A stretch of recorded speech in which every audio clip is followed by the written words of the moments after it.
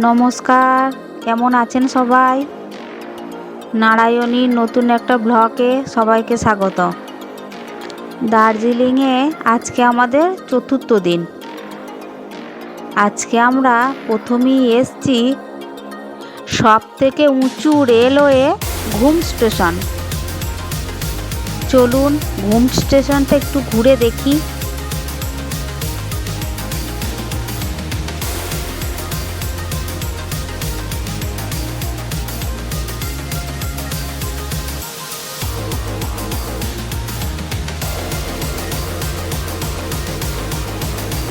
আমরা এখন ঘুম স্টেশন থেকে বেরিয়ে এলাম। চলুন এবার যাই পরের লোকেশনে। ঘুম স্টেশনটি আমার বেশ ভালো লাগলো। আপনাদের কেমন লাগলো কমেন্টে জানাবেন কিন্তু। বাপ রে, আজকে রাস্তাগুলো দেখুন, প্রচণ্ড কুয়াশা। কুয়াশা ছাড়া আর কিছু দেখাই যাচ্ছে না। আজকে আমরা যে রাস্তা দিয়ে যাচ্ছি, রাস্তাগুলো দেখুন গোটাটাই পাইন গাছে ভর্তি।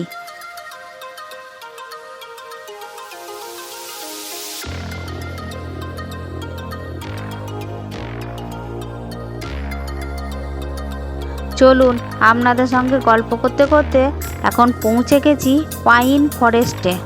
আমরা এখন পাইন ফরেস্টটা একটু ঘুরে দেখি। এখানে এই পাহাড়ের গায়ে গায়ে প্রচুর পাইন গাছ। পাইন গাছগুলো দেখুন কি বড় বড় আর কি মোটা মোটা। এই পাইন গাছের ভিতর দিয়ে কীরকম কুয়াশাগুলো দেখা যাচ্ছে দেখুন। দেখে মনে হচ্ছে কুয়াশাগুলো যেন এখানেই তৈরি হচ্ছে।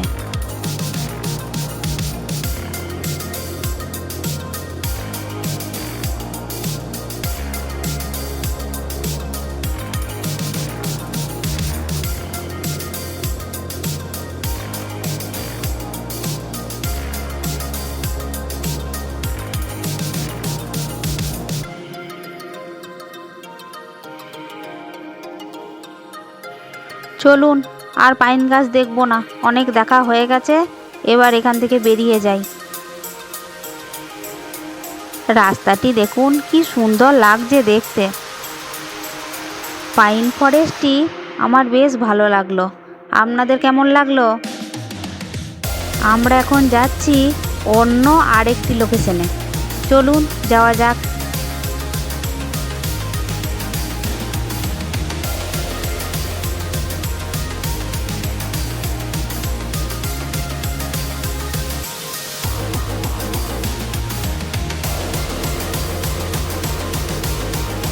আমরা এখন পৌঁছে গেছি নেপাল বর্ডার। আসুন আমার সঙ্গে নেপাল বর্ডারটা একটু ঘুরে দেখি। এখানে তো এসে দেখছি আরও বেশি কুয়াশা, কিছু তো দেখতেই পাচ্ছি না। এখানে এসে দেখছি শুধু ধোঁয়া, ধোঁয়া ছাড়া আর কিছুই দেখতে পাচ্ছি না। দুর্ভাগ্যবশত আমরা নেপালের বর্ডার আর দেখতে পেলাম না, আপনাদেরও আর দেখাতে পারলাম না। কিন্তু এখানে দেখছি ছোট্ট একটা মার্কেট আছে। চলুন একটু মার্কেটটাই ঘুরে দেখি।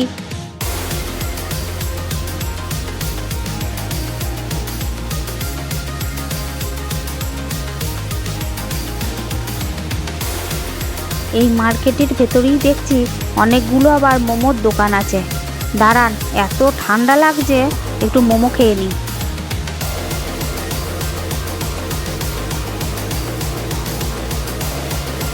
দেখুন চারিপাশটার কি অবস্থা। কুয়াশা ছাড়া কিছু দেখা যাচ্ছে? কিচ্ছু দেখতে পাচ্ছি না। চলুন, কিছুই তো দেখা যাচ্ছে না, এবার এখান থেকে আমরা বেরিয়ে যাই। চলুন এবার আমরা যাই অন্য আরেকটি লোকেশনে।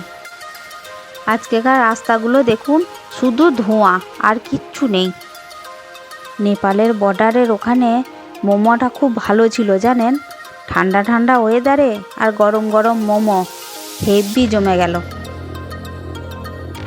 মার্কেটটাও বেশ ভালো। আবার দেখলাম শীতের অনেক পোশাকও আছে। শীতের পোশাকগুলি বেশ ভালো লাগলো। আমি কয়েকটা মাফলার আর কয়েকটা টুপি কিনলাম। আর কয়েকটা বাচ্চাদের যে পঞ্চুগুলো হয়, কটা পঞ্চু আর কয়েকটা চাদরও কিনবো। ওই বাড়ি গিয়ে আত্মীয় স্বজনদের দেওয়ার জন্য। নিজেদের জন্য এখনো কিছু কেনা হয়নি। রাস্তাগুলো দেখুন, কুয়াশা ছাড়া আর কিচ্ছু দেখা যাচ্ছে না। আবার দেখুন প্রত্যেকটা গাড়িতে লাইট জ্বালিয়ে যাচ্ছে। লাইট না জ্বালিয়ে তো কোনো উপায় নেই। লাইটগুলো না জ্বললে তো বোঝাই যাচ্ছে না সামনে কোনো গাড়ি আসছে কিনা। সামনেটা তো কুয়াশাতে পুরো অন্ধকার হয়ে। ওই দেখুন আবার অল্প অল্প বৃষ্টি শুরু হয়ে গেল।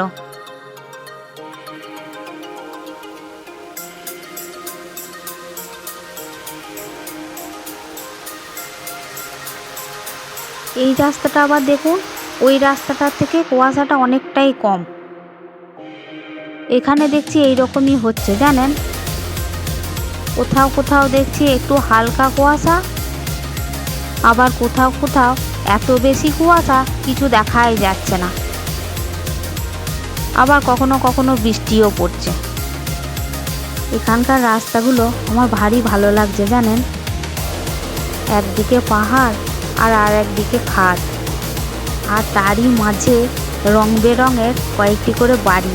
কি সুন্দর লাগছে দেখুন। আপনাদের যে তখন পোশাকের কথাটি বলছিলাম, আমাদের নিজেদের জন্য একটি করে কিছু নেব, দার্জিলিংয়ের স্মৃতি। আবার তো কখন আসবো জানি না, যদি কখনো সম্ভব হয় আরেকটিবার এসে ঘুরে যাব। আপনাদের সঙ্গে গল্প করতে করতে কেটে গেল বেশ কিছুক্ষণ। চলুন আমরা এবার পৌঁছে গেছি পরের লোকেশনে। আসুন এই জায়গাটি এবার ঘুরে দেখি। এই জায়গাটির নাম গোপালধারা টি বাগান। চা বাগানটি দেখুন বেশ সুন্দর দেখতে। চলুন ওই পাশটা একটু যাই। চারিপাশ দেখুন কি সুন্দর লাগছে। আবার দেখুন চা বাগানের পাশে পাশে ছোট্ট ছোট্ট পাইন গাছগুলো কি সুন্দর লাগছে।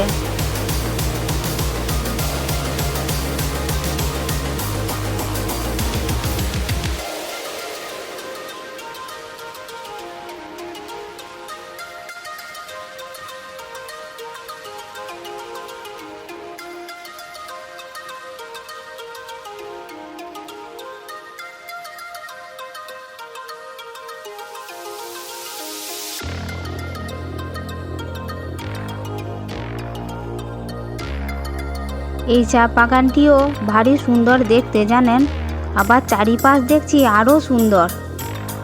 আমার তো ভীষণ ভালো লাগছে। আপনাদের কেমন লাগছে কমেন্টে জানাবেন কিন্তু।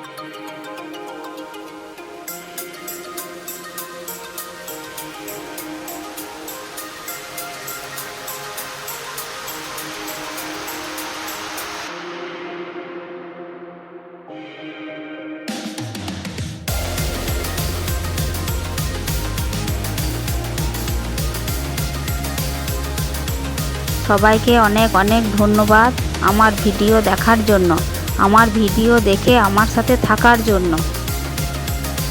এইভাবেই আপনারা আমার পাশে থাকুন আর আমার চ্যানেলটা সাবস্ক্রাইব করে আমার সঙ্গে চলুন। সবাইকে আমার বাকি ভিডিওগুলো দেখার জন্য অনুরোধ রইল।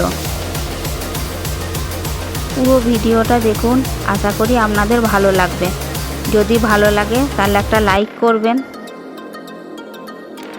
আজকে তাহলে আসি। সবাই ভালো থাকবেন, সুস্থ থাকবেন, সাবধানে থাকবেন। টাটা।